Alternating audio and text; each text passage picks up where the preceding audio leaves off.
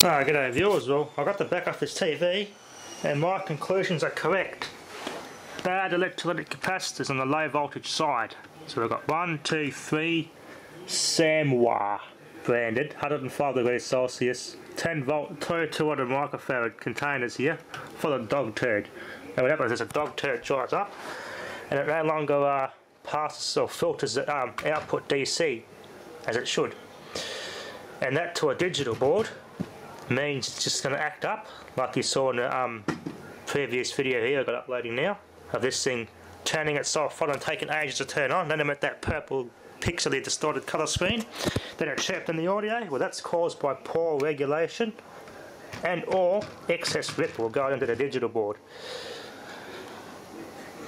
If you fix computers and stuff, old computer power supplies can do a similar symptom with your computer motherboard. Same with set-top boxes. If it's got digital processing involved, it needs a good clear signal to work properly. Good regulated DC current to work correctly. As what this one here is doing, this is causing the digital board to not want to boot up correctly and taking a while to turn itself on and chirping in the audio. Once you've experienced that with your TV, more than likely you've got some electrolytic capacitors here. The electrolyte's all gone bad inside them. Because yeah, LG and Samsung use the crappiest electrolytic capacitors, but a lot of generic supermarket TVs use this brand as well, and there's worse ones out there that these generic TVs you buy from the supermarket use. Always stick to a known brand when you're buying a TV. There's a lot of these TVs being thrown out at the tip unnecessarily because of crap like this. Just because your TV is a bit old and doesn't have 4K HD, it's still usable as a computer monitor. If you know what you're doing and watch this video, and I'll put a little thing on a picture on other groups as well. You can put a picture on other groups I can help people with. Because I've seen people put on Facebook TVs, and there's one in particular, Viano, which is I think is a supermarket brand for sure. It's from Viano, sold at Coles, I think.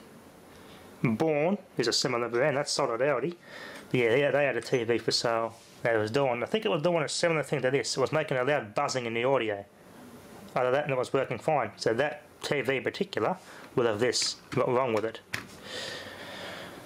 I'll just turn this on, as you see in the previous video about 15 minutes ago, and turn it back off. Still got to be careful, watch for voltages. Stray voltages is going to give you a kick in the arse.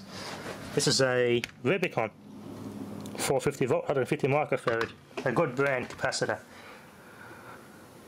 I'm going to have to go in my storage and dig out some spare caps to replace these with.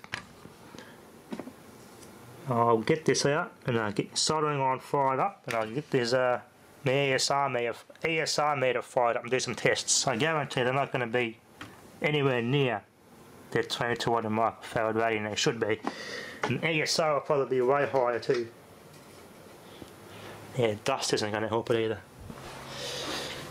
Alright, so I'm going to have to remove this board. Remember where everything goes. Power going in, it's got earth. That's your noise filter. Got your main transformer there. This is the actual high voltage transformer that supplies high voltage to your cold cathode fluorescent mercury backlights. And there's older LCDs, and newer ones don't have this because they're LED backlit and they're flatter. But these CCL4 lights contain mercury when they're broken. And it becomes more of a risk to the environment, so to speak. So we know that part's working alright. The backlight's working good. The screen lights up okay. The main issue here is what's going into this board due to these capacitors, is what's causing the TV itself to not respond and just have that little shit fit as I was just showed in the previous video. So let's get this board out and we can start repairing. Let's see, it's a lead-free soldering. It's a 37-inch model board, also sets a 42-inch, and there's a date code on it somewhere. Let's see, it's got an 8 amp fuse. Outputs 37 inch, 112 milliamp, let's see, it's got 1325 volts, 1.3 kV on there, on the backlight assembly. There's a date code on this board here, 2007, 27th for the 2nd, 2007. So February 2007, this is fairly early plasma. Oh, sorry, LCD plasma. Technically, I think the plasmas came out just before the LCDs did, so let's get this thing repaired. Okay, I got this battery. I picked it at the skip bin at work last night. One of the work colleagues did a renovation of the house and had a little a motion sensor alarm system thrown in the bin there. So while I was sorting out the cardboard, to put the cardboard box that it was in the cardboard recycling bin, all these fell out of it. Just this and an ADT alarm system with a keypad and 2 motion sensors.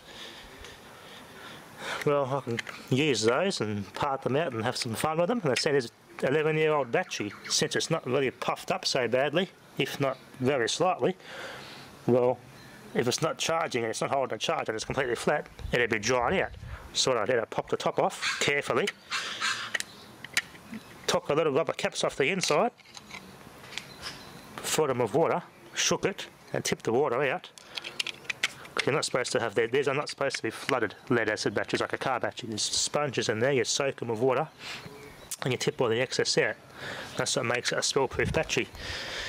And after that, got a good soaking of water again. It should be okay, it should charge a bit. Let's see how it goes. Got a 5 watt, 12 volt, 350 milliamp solar panel to charge it with. Very handy that. It's good to keep the car batteries from going flat. Very handy. They got the one on the tractor I tested. The battery on the tractor, the other one of theirs, it's keeping it happy. It's working very well. Oh dear, miss my man cave. I've got to use a bloody top of the air conditioning and condensing unit as a bloody workbench. Here's a bulged one, as you can see, it's bulged.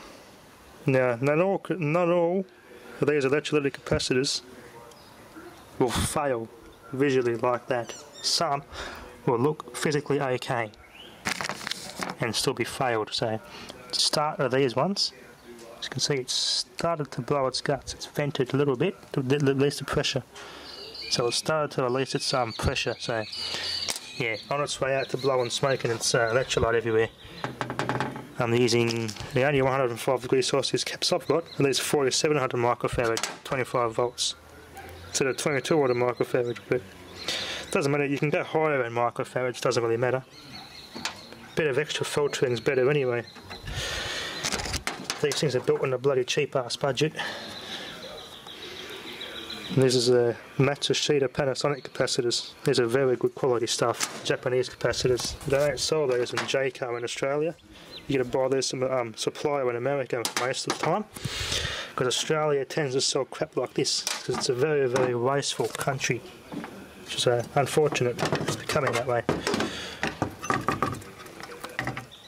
Yeah, the reason why you gotta go 105 degrees Celsius because of the heat sink. It will bake it dry, and that shortens the lifespan. So you bend it a little bit like that, give it some cooling. Now, 1, 2, 3 more to go. So 1, 2. Replace those 2 and see how it goes.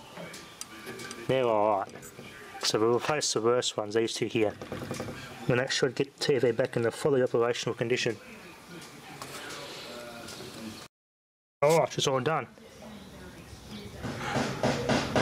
Now you got to be careful when you're pushing the new component through and you're soldering and cutting off your excess lead here.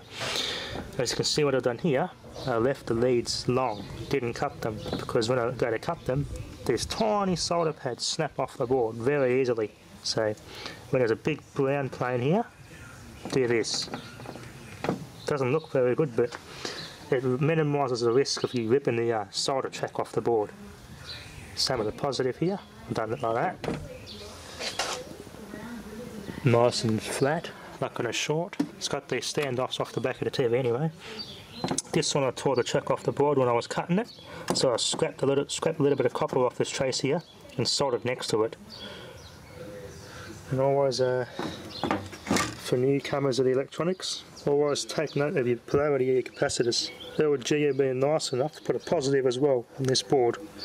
So you've got positive on that side, marked on there, and negative is a black line. Black line negative, always take note. Anyway, this board's now fixed. Let's see how it works. Oh, let's give it a test. Got a standby light on the digital board there, all back together. I'll set this aside, we can power this thing on. No aerial, so I get a bit different behaviour on it this time. Let's see how it goes. Oh, look at that, straight boot straight up. Much better behaviour. Alright, let's had I had an air compressor, I would have blew this out with the dust. It's a compressed air, but I don't have one here at the moment. I'll use the blower attached to the vacuum cleaner to get the majority of it off. As you can see, the it's spinning a bit more faster with this TV loading it up. I go to my menu.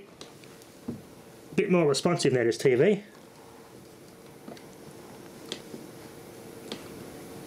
Yeah, see, it turns on much better than what it did. Turn it back on. Go on with boot up sequence. Be careful what I'm touching at the back there. Look at that, bang. No more distorted, purpley pixelated screen or banging in the audio anymore. All gone, fixed. Alright, this TV's fixed.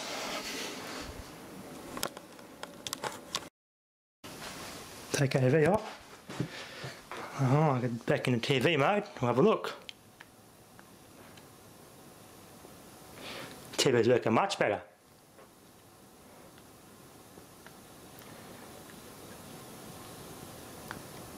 Two HDMI, so a computer and a Blu-ray player will plug in here.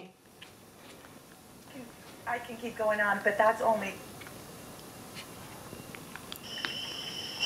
There we go, it's responding very well now. Look at that, it's working straight away. It used to be a bit unresponsive on some menu commands, now it's working perfectly. Any bad capacitors causes that ripple, which upset the digital board. On and off, on and off. She's acting quite normal now, look at that. Bang, straight to TV, no bangs, no distorted picture, perfect. TV's fixed. Main things that you... Dr. Phil, all that sort of crap. And I don't watch much TV anyway. I only ever use these sorts of TVs for monitors, and that's about it for a computer. Alright, and that's it, all fixed. Bit of helpful hint, you've got to lay it flat on a good surface on the tabletop with a blanket, a soft towel or something to protect the fascia of your TV. Don't rest anything on the screen, or the screen on top of anything pressing against the screen will damage it. Anyway, that's that TV fixed. Thanks for watching.